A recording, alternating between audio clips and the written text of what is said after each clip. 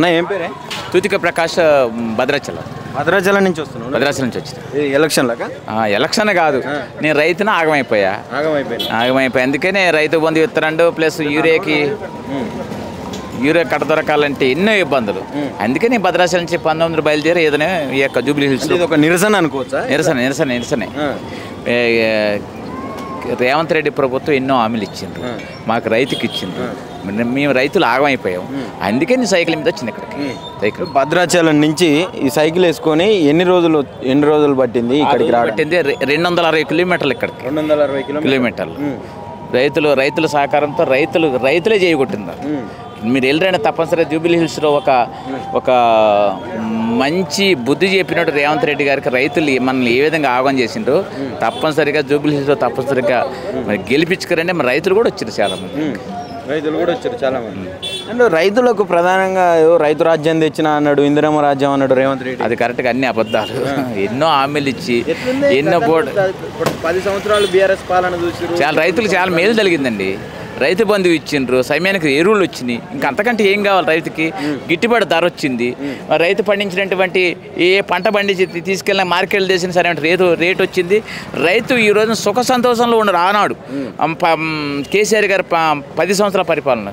ఈనాడు రైతుకి సరైన గిట్టుబాటు లేదు, పండించిన దానికి ఎరువు కట్ట రాదాయా, రైతు బంధువు లేదు, ఎన్నో ఆగమైన సందర్భాలు. ఈ రోజున ఒకటే రేవంత్ రెడ్డిగా చెబుతున్నాం, నీ తిండి ఎక్కడది, నువ్వు తినే బియ్యం ఎక్కడ? మేము పండిస్తేనే కదా, మేము పండిస్తే నీకు మంచిగా ఉంటుంది. నువ్వు మరి ఈ విధంగా నువ్వు మమ్మల్ని మోసం చేస్తే నువ్వు ఆగమైపోవటం చాలా రోజుల దగ్గర పడిన రేవంత్ రెడ్డి గారికి. ఇంకా 10 సంవత్సరాలు ముఖ్యమంత్రిగా ఉంటా అంటుండ్రు రేవంత్ రెడ్డి. అది కరెక్ట్ కాదు. ఈ జూబ్లీ హిల్స్లోకి వెళ్ళమని చెప్పండి. నేను ప్రతి గల్లీ తిరిగినా, ప్రతి వీధి తిరిగినా, ఎక్కడ చూసినా కానీ మాగంటి గోపినాథ్ గారు చేసినటువంటి అభివృద్ధి కార్యక్రమాలు చాలా మంచిగా ఉన్నాయి. ఆయన చనిపోవటం చాలా విసరంగా వ్యక్తం చేస్తాను ప్రజలు.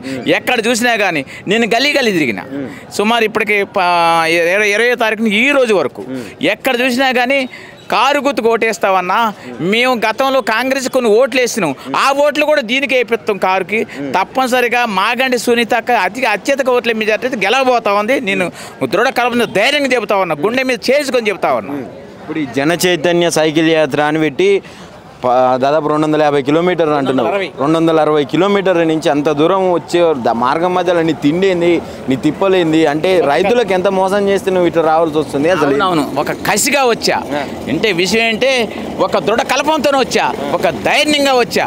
ఎందుకంటే రైతుని మోసం చేసినటువంటి ఏ యొక్క అధికారి కానీ ఏ యొక్క నాయకుడు కానీ మరి ఆగమైపోవటమే తప్ప ఎప్పుడు బాగుపడిన సందర్భాలు. కేసీఆర్ గారు గుండెల్లో పెట్టుకున్నారు, రైతుని మంచిగా చూసుకున్నాడు, మంచి నీళ్ళు ఇచ్చిండు, సమయానికి ఎరువు ఇచ్చారు, రైతు బంధు వచ్చింది, పండించినటువంటి పంటకి సరైన గిట్టుబాటు ధర వచ్చింది. కానీ ఈ రోజున ఏముంది రైతుకి? రైతుని మేము 15,000 ఇస్తుండంట, రైతు బంధు 15,000 ఇస్తుండంట. 15,000 ఒకటి చెప్తానండి. అక్షంతలు జల్లినట్టు ఇక్కడ జల్లితే ఆడబడినట్టు, ఇక్కడిస్తే రైతు బంధు ఎక్కడో ఎత్తావు. అన్ని మాయ మాటలు చెప్పడం అందరికి రావట్లేవు. అట్లా నాకు వచ్చిందా? నాకు రాలే. నేను సనకరైతే నాకు రాలే. ఎంత ఉంది భూమి? నాకు ఏదో కొద్దిగా ఉందన్న, కొంచెం. ఈ బోనస్లు అన్నాడు, అవి అన్నాడు, ఇవి అన్నాడు, మంచి రైతులకు ఏం లేదు అసలు. వద్దాం మోతపూరి మీద మాటలు చెప్పటం. సరే, ఒక రైతులనే కాదు మిగతా కూడా అన్ని రకాల ప్రజలకు అసలు ఎట్లా ఉంది పాలన? ఇప్పుడు 2 సంవత్సరాల నుంచి చూస్తున్నావు నువ్వు. హైడ్రా పేరుతో ప్రజల్ని, బీద ప్రజలు ఇల్లు కట్టుకుంటే వాళ్ళని క్రోలు దూస్తున్నావు. నీ యొక్క తమ్ముడు అదే ప్రాంతంలో ఇల్లు కట్టుకుంటే ఎన్ని క్రోలు తోలే హైడ్రాతో మేము అడుగుతా ఉన్నాం. ఒక చిన్న సామాన్యుడు నీలాంటి చిన్న ఉద్యోగం చేసుకుని ఇల్లు కట్టుకోవడం తప్ప, దాన్ని మీరే ఆ ప్రభుత్వంలో మరి ఇంటి పన్ను ఇచ్చిండ్రు కదా, అధికారం ఇచ్చిండ్రు కదా ఇంటికి. మరి మీరే అధికారం ఇచ్చిన వాళ్ళు మీరే, మరి ఇంటి పన్ను ఇచ్చిన వాళ్ళు మీరే, అన్ని ఇచ్చిన వాళ్ళు మీరే, లోన్ ఇచ్చింది మీరే. ఈ రోజున మీరు కూలగొట్టడం ఎంతవరకు సామాన్ చేస్తాం? మీ రైతుగా నేను అడుగుతా ఉన్నా. అంటే వాళ్ళని అభివృద్ధి చేయొద్దా? చిన్న చితక ఉన్నటువంటి ప్రజలని, పేద ప్రజలను అభివృద్ధి చేయొద్దా అంటాడు రేవంత్ రెడ్డి. ఎక్కడండి నవ్వుస్తా ఉంది. అభివృద్ధి చేసేవాడు అయితే మరి ఆటో డ్రైవర్లు మోసం చేసినావు. ఆటో డ్రైవర్లు ఏ విధంగా ఇబ్బంది పడుతున్నాయి మీకు తెలుసు. 12,000 ఇస్తా అన్నాడు కదా. ఎవరికి ఇంతవరకు ఇచ్చిన? ఒక ఆటో డ్రైవర్ని కనుక్కోమని చెప్పండి. నేను అడిగిన ప్రతి ఆటో డ్రైవర్ని ఎక్కడ ఒక పైసా కూడా వెళ్ళదు అంటున్నారు. నువ్వు ఉచిత బస్సు పెట్టి మరి ఆడలకు ఉచితకి ఇచ్చినావు, మగోళ్ళకి రేటు పెంచినావు, మగోళ్ళకి ఛార్జీలు ఛార్జీలు పెంచను, అవునా కాదా? మాకు కూడా పెరిగింది, అంతలా పెరిగింది. అంటే ఆటో డ్రైవర్లు ఆగమైపోయినారు, వాళ్ళు ఇంటి అద్దె కట్టుకోలేక, మరి ఆ కరెంటు బిల్లు ఇది కట్టుకోలేక, ఏది ఆటో అద్దె కట్టుకోలేక ఎంతో ఇబ్బంది పడి నేను అందరిని అడిగిన ఆటో వాళ్ళని, అన్నా మేము గతంలో వేసిన ఓటు మేము అస్తం గుర్తుకు వేసాం కరెక్ట్, ఈసారి మొత్తం తప్పనిసరిగా కారు గుర్తుకే దండం పెడతా ఉన్నారు వాళ్ళు. మరి ఎందుకు అనిపించింది మీకు ఒక సైకిల్ మీద ఇదంతా చేసుకొని రావాలి? నాగమైపోయా, రైతుని ఇబ్బంది పడ్డా, అందుకే భద్రాచలం సైకిల్ మీద వచ్చిన. ఎన్నో ఆట తడిసిపోయిన మీరు చూసినారు, ఎన్నో వర్షం కూడా వచ్చినాయి, తడిసినా ఎండకి ఎండినా కానీ వానగా తడిచినా కానీ తప్పనిసరిగా ఈ యొక్క జూబ్లీ హిల్స్లో తప్పనిసరిగా చేరుకోవాలి, తప్పనిసరిగా బీఆర్ఎస్ పార్టీ సునీతక్కని గెలిపించాలి ఉద్దేశంతో దుడకల్పంతో సుమారు 14 రోజులు పెట్టి ప్రచారం చేస్తాను, గల్లీగా గెలిపిస్తావు సునీత తప్పనిసరి గెలబోతా ఉంది. ఇంకా తప్పనిసరి అసలు డిపాజిట్లు కూడా రావు, మేము ఓట్లు అసలు డిసైడ్ అయిపోయింది, మేము గెలిచినాం ఆల్రెడీ, మెజారిటీ ఎంత వస్తుందో లెక్క చూసుకోవాలంటే గెలవబోతున్నావు తప్పదు. మా నాయకత్వం వచ్చింది, మీకు చూడ ఈయన కూడా రైతే, మరి మణు గురించి వచ్చింది ఈయన, చూడండి సొంత ఖర్చులతో వచ్చింది, ఈయన సొంత ఖర్చుతో వచ్చింది. విషయం ఏంటంటే ఆ విధంగా ఆగమైపు రైతులు ఆగమేసి ఏ ప్రభుత్వం నిలకడలేదు.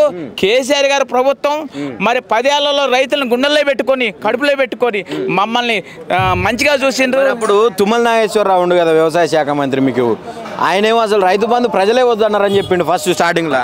ఎన్నో అబద్ధాలు చెప్తారు నాయకులు, ప్రజలు అన్నీ చూస్తూ ఉన్నారు, ప్రజలు చూస్తూ ఉన్నారు. తప్పనిసరిగా ఈ యొక్క జూబ్లీ హిల్స్లో ఒక వార్నింగ్ లెటర్ ఇవ్వబోతున్న ప్రజలు తప్పనిసరిగా జూబ్లీ హిల్స్లో గెలవబోతాం. తుమ్మల నాగేశ్వరరావు చెప్పింది కదా కరెక్ట్ కాదు, ఏదో రైతు బంధు ఇక్కడిచ్చి అక్కడిచ్చి ఇక్కడ ఏంది ఇది, అది కరెక్ట్ కాదు. ఎందుకు ఆడోళ్ళ కన్నా వచ్చినాయా ఈ పథకాలు అన్నీ ఊర్లలో? ఎవరికి రాలే, మా నాన్న 2500 అని ఎవరికి రాలే, అది ఉత్తిదే. ఏదో తులం మంగేస్తాను, కళ్యాణ లక్ష్యంలో ₹1,00,000 కేసీఆర్కి ఇచ్చారు. నేను తులం మంగ ఎత్తాను, తులం మంగాలు ₹1,00,000 చేస్తాను. ఏమండి ఎందుకు ఎవరికైనా వచ్చిందా? ప్రభాకర్ గారు కరెక్ట్ కానే కాదు, తులభంగా ఎవరికి రాలా, రైతు ఇది కళ్యాణ లక్ష్యం ఇవ్వలేదు, స్కూటీలు స్కూటీలు ఇవ్వలే, ఎన్నో మాయ మాటలు చెప్పి నువ్వు గద్దెక్కిను. ఓకే మేము సపోర్ట్ చేస్తాం రైతుగా, నీ ప్రభుత్వం బాగుంటే సపోర్ట్ చేస్తాం, నీ ప్రభుత్వం అట్టర్ ఫ్లాప్ అయింది. రైతుల ప్రభుత్వం అంటుంటే రైతు ప్రభుత్వం కాదు, రైతు ప్రభుత్వం కాదు. ముఖ్యమంత్రి గారు రైతు పండుగలు కూడా చేసారు స్టార్టింగ్ లో, గుర్తుందా? ఎన్నో మబ్బులు పెడితే ప్రజలు నమ్మేటట్లేరు.